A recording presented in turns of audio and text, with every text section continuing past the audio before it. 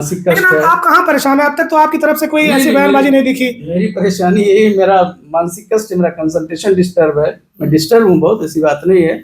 उसके आधार पर मैं अपना प्रैक्टिस काफी लोगों का मानना है कि आपका जो रसूख है वो इतना ऊंचा है कि आपने कई लोगों को तक जो पैसे पहुंचा दिए या कई लोगों तक आपने जो है वो लाभ पहुंचा दिया, जिसकी वजह से आप पर कोई कार्रवाई नहीं हो रही है। इसको कैसे? नहीं सर, बड़ा मैं हूं जीत और आप देख रहे हैं जी टाइम्स।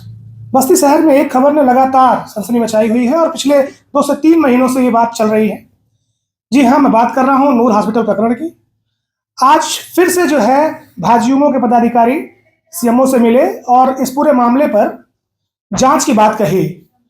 क्या मामला है मैं आपके सामने रख दूं और इस मामले का पूरा स्पष्टीकरण भी नूर अस्पताल के संचालक द्वारा आपके सामने रखने का प्रयास किया जाएगा। बहुत बहुत स्वागत है सर हमारे चैनल पर आपका। नमस्कार।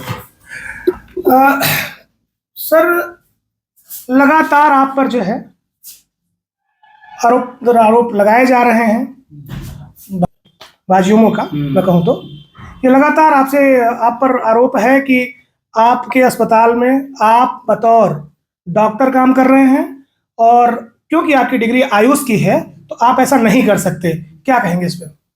मेरा यह कहना है कि मेरे 2 हॉस्पिटल हैं। एक नूर हॉस्पिटल जिसमें सिर्फ मरीज भर्ती होते हैं, उसका मैं संचालक हूं, और डॉक्टर मजहर हुसैन उसके पर्सन इंचार्ज हैं, डॉक्टर तनवीर अहमद उसके सर्जन हैं। मैं उसका संचालक हूं, उसका ओनर हूं, और साथ में वहाँ एक्सरे टेक्नीशियन के भी मैं काम करता हूँ। साथ ही नूर हॉस्पिटल से 2-3 दुकान बाद करीब 200 मीटर दूर मेरा दूसरा सेंटर है, नूर ओपीडी सेंटर के नाम से, जहाँ पर मैं बैठ करके अपना प्रैक्टिस करता हूँ। मैं आयुष डॉक्टर हूँ और मेरा रजिस्ट्रेशन आयुष विभाग में है। मेरे पास समुचित डिग्री है और सारे मेरे पास पेपर्स हैं। उसके आधार पर मैं नूर ओपीडी सेंटर में अपना चिकित्सीय कार्य करता हूँ और नूर हॉस्पिटल में डॉक्टर तनवीर अहमद अपना सर्जरी काम करते हैं, डॉक्टर मजहर हुसैन अपना मरीजों की देखभाल। ये पूरा प्रकरण क्या है और कैसे जन्म लिया इस पूरे प्रकरण ने? इस पर जरा प्रकाश डालिए। ये प्रकरण जन्म लिया करीब 8 महीने पहले। मिस्टर अमित गुप्ता कोई हैं, मेरी उनसे कोई जान पहचान नहीं। मैंने उनको ना देखा है ना उन्होंने मुझको देखा शायद, लेकिन उन्होंने एक एप्लीकेशन डाली थी सीएमओ ऑफिस में। एक वैक्स एप्लीकेशन थी कि यहाँ धनुगाई होती है, ठीक से नॉर्म्स नहीं पूरे हुए। एक जनरल कंप्लेंट थी सीएमओ ऑफिस में। तो डॉक्टर एसबी सिंह साहब जो यहाँ के डिप्टी सीएमओ हैं, नोडल इंचार्ज हैं हॉस्पिटल के, तो अपना आए, अपना देखे भाले, सारी चीज़ें चेक की उन्होंने और उन्होंने उसकी रिपोर्ट लगा दी। रिपोर्ट लगाने के पश्चात जब अमित गुप्ता साहब को रिपोर्ट मिली और उसमें मेरा नाम एज ए डॉक्टर रिफ्लेक्ट नहीं हो रहा था, क्योंकि मैं आयुष डॉक्टर हूँ, तो मेरा सीएमओ ऑफिस में मेरा रिकॉर्ड नहीं मिलेगा, मेरा रिकॉर्ड आयुष कार्यालय में मिलेगा। तो जो विभाग अलग है। हाँ, तो जो अमित गुप्ता को उस पेपर में मेरा नाम एज ए डॉक्टर नहीं निकला, तो उन्होंने इसको पूरा प्रकरण बहुत बड़ा बना दिया कि ये डॉक्टर है ही नहीं है। पूरा प्रचार यही किया कि एक्सरे टेक्नीशियन है और ये डॉक्टरी का काम करते हैं। फिर मैंने विभाग में अपने सारे पत्र दिए, सीएमओ साहब से मिला, उनको सारी बातें समझाई कि मैं सर बीओएमएस डॉक्टर हूँ, मेरे पास डिग्री है, इसलिए मैं अपना चिकित्सीय कार्य कर रहा हूँ। अब या तो अमित गुप्ता को मालूम ना रहा हो कि ये डॉक्टर है एक्सरे टेक्नीशियन, इसलिए वो लेकर के पूरा उछल गए। लेकिन मैं एक बोनाफाइड डॉक्टर, रजिस्टर्ड डॉक्टर हूँ, यहाँ मैं प्रैक्टिस कर रहा हूँ। लगातार जो ये प्रकरण चल रहा है, लगातार आप पर काफी दिन से आरोप लग रहे हैं। जिला अधिकारी महोदय तक भी जो है ज्ञापन गया है, जांच टीम भी बनी, जांच भी हुई। क्या कुछ साफ हुआ इसमें? बिल्कुल, 2 बार जांच हुई, 2 बार जांच हुई और जांच में मेरा सब कुछ सही पाया गया। सारा सब कुछ सीएमओ ऑफिस से मेरे हॉस्पिटल को क्लीन चिट मिली कि यहाँ कोई भी मतलब अनियमितता नहीं है, जो एक नॉर्म होनी चाहिए हॉस्पिटल चलने के लिए, सारे नाम पूरे। सर, ये तो मानेंगे ना कि अगर आपकी डिग्री जो है वो आयुष की है, तो आप एलोपैथी कैसे लिख रहे हैं, या फिर पता चला कि आप सर्जरी में भी कहीं ना कहीं सहभागिता निभाते हैं? इसमें कितना सच है? नहीं, सर्जरी तो मेरे छोटे भाई डॉक्टर तनवीर अहमद करते हैं। सर्जरी के समय आपकी उपस्थिति नहीं रहती? नहीं, उपस्थिति क्यों नहीं रहेगी, मैं तो उपस्थिति एज ए ओनर रहता हूँ, एज ओटी में मैं रहता हूँ, लेकिन सर्जरी जो है वही करते हैं। मतलब क्या सर्जरी रूम में क्या ऑनर का रहना आवश्यक है? नहीं, ओनर क्या, मैं डॉक्टर भी हूँ ना, ओनर भी हूँ, डॉक्टर भी हूँ, तो सर्जरी में नहीं करता हूँ, सर्जरी मेरे भाई करते हैं। हाँ, मेडिसिन का मैं काम करता हूँ। सरकार ने मुझको जो अधिकार दिए हैं एलोपैथिक मेडिसिन लिखने के, उसकी पूरी लिस्ट है, उसके आधार पर मैं अपना प्रैक्टिस। काफी लोगों का मानना है कि आपका जो रसूख है वो इतना ऊंचा है कि आपने कई लोगों को तक जो पैसे पहुंचा दिए या कई लोगों तक आपने जो है वो लाभ पहुंचा दिया, जिसकी वजह से आप पर कोई कार्रवाई नहीं हो रही है। इसको कैसे? नहीं सर, मेरा कोई रसूख नहीं, मैं बहुत छोटा आदमी हूँ। हाँ, एक छोटा सा डॉक्टर हूँ। अगर रसूख होता तो मैं 8 महीने से परेशान न रहता। मुझे बहुत मानसिक कष्ट लेकिन है। आप कहाँ परेशान है? अब तक तो आपकी तरफ से कोई ऐसी बयानबाजी नहीं दिखी। मेरी परेशानी यही, मेरा मानसिक कष्ट है, मेरा कंसंट्रेशन डिस्टर्ब है। मैं डिस्टर्ब हूँ बहुत, ऐसी बात नहीं है। सारी बात तो मैं अपना खोल के दिखा नहीं पाऊंगा, लेकिन अंदर से मैं बहुत तो परेशान क्या हूँ। आपके पास इस संबंध में जो मौखिक बातें आप कर रहे हैं, इस संबंध में क्या आपके पास कोई कागज भी है या खाली सब कुछ हवा हवाई है? किस चीज का कागज? ये जो आप बता रहे हैं कि आपका मंत्रालय अलग है, आप डॉक्टर हाँ, हैं, मेरे जो भी पास चीजें, कागज है, मेरे कि आपका पास अस्पताल जो है मैं कागज दिखा सकता हूँ जी आप ये मेरी डिग्री है, अच्छा हाँ कागज तो रखा ही है, ठीक। ये मेरा रजिस्ट्रेशन सर्टिफिकेट है जो, अच्छा ये रजिस्ट्रेशन है भारतीय चिकित्सा परिषद से। अच्छा दूसरा दिखाऊं? अब जो आप उचित समझिए उसमें। ये मेरी डिग्री है, बीएमएस की डिग्री है।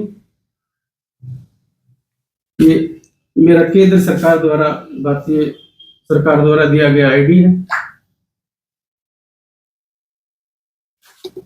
ये भारतीय सरकार द्वारा दिया गया रजिस्ट्रेशन है। तो भारत सरकार में आप जो है आपको डॉक्टर एज ए डॉक्टर मेरा जो है रजिस्ट्रेशन रजिस्ट्रेशन सरकार में। है। जी जी जी।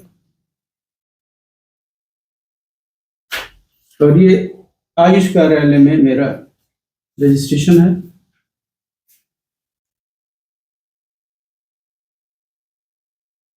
तो एक सवाल और भी निकल के आ रहा है डॉक्टर साहब इसमें कि आप एक्सरे टेक्नीशियन के पद पर कार्य कर रहे हैं, आयुष डॉक्टर के पद पे? दोनों में मैं कार्य कर रहा हूँ, दोनों डिग्री मेरे पास है। अच्छा हाँ, मैंने बीएमएस करने के बाद 1 साल का एक्सरे एंड ईसीजी में डिप्लोमा किया हुआ है। अच्छा। हाँ, उसके आधार पर तो ये कार्य मैं आज से नहीं, मैं 1998 से कर रहा हूँ। जांच के दौरान क्या चीज निकल के सामने आई थी? कौन कौन लोग जांच में आए थे? जांच में नोडल अधिकारी डॉक्टर एसवी सिंह साहब आए थे। क्या निकल कर आया उसमें उनकी तरफ से? निकल के सर जो उन्होंने पेपर मांगे हॉस्पिटल के लिए मैंने दे दिया, उन्होंने रिपोर्ट लगा दी, कुछ मुझे उन्होंने हिदायत दी, उसके अनुसार मैंने अपना काम कर लिया। अच्छा अच्छा सर, एक चीज और निकल कर आता है कि अभी आप उस अस्पताल में बैठते हैं, इस अस्पताल में बैठते हैं, क्या क्या सेवाएं आपके द्वारा दी जा रही हैं? मैं सिर्फ ओपीडी में बैठता हूँ, वहाँ मैं बैठता ही नहीं, वहाँ मेरा कोई चैम्बर आप नहीं पाएंगे। एक चीज और साफ कर दें कि आयुष का जो डॉक्टर है, जो आयुर्वेदिक संबंधित डॉक्टर है, वो क्या एलोपैथी की दवाएं लिख सकता है? तो लिख सकता है, उसकी पूरी लिस्ट है।